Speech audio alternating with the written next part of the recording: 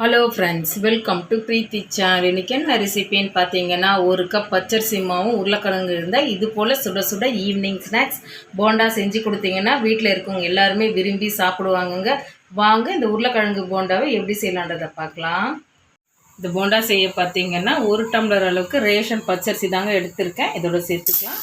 நமக்கு ரேஷன் பச்சரிசி சேர்க்க விருப்பம் இல்லைன்னா கடையில் வாங்கின பச்சரிசியை நம்ம சேர்த்துக்கலாம். இதை 3 தடவை நான் வாஷ் பண்ணி எடுத்துகிட்டு வந்துடுறேன்.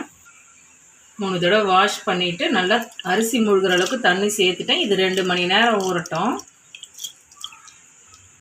அரிசி ஊற வச்சு 2 மணி நேரம் ஆகிடுச்சு. இந்த தண்ணியை வடிச்சிட்டு ஒரு மிக்சி ஜாரில் சேர்த்துக்கிறேன்.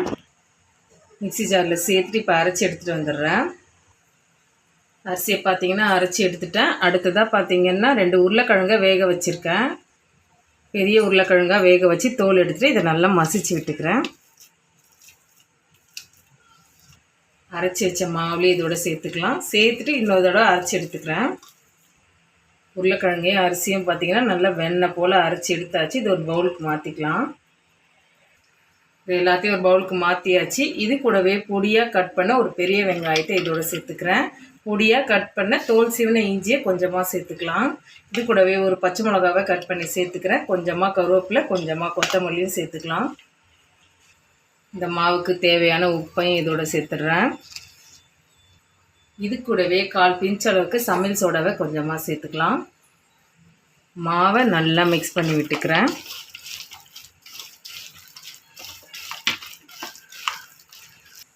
மாவை எல்லாத்தையும் ஒன்று சேர்த்து மிக்ஸ் பண்ணிவிட்டேன். கையை கழுவிட்டு கொஞ்சம் கொஞ்சமாக தண்ணி தொட்டு நம்ம எண்ணெயில் போட்டுக்கலாம்.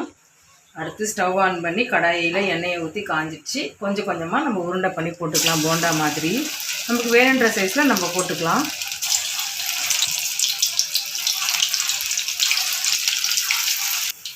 ஒரு பக்கம் செவந்தோடனே இன்னொரு பக்கம் நம்ம திருப்பி விட்டுக்கலாம்.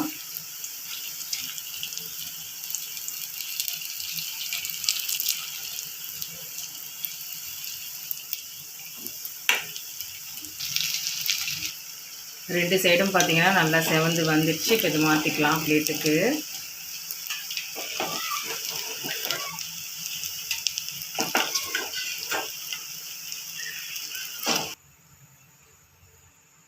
இதே போல் எல்லாத்தையும் எண்ணெயில் போட்டு எடுத்துடலாம்.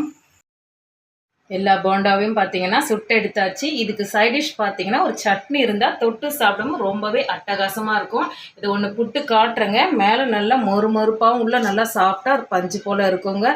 நீங்களும் இதே போல் உருளைக்கிழங்கு பச்சரிசி மாவை வச்சு ட்ரை பண்ணி பாருங்கள். இந்த வீடியோ உங்களுக்கு பிடிச்சா லைக் பண்ணுங்கள், ஷேர் பண்ணுங்கள், சப்ஸ்கிரைப் பண்ணிக்கோங்க. தேங்க்ஸ் ஃபார் வாட்சிங்.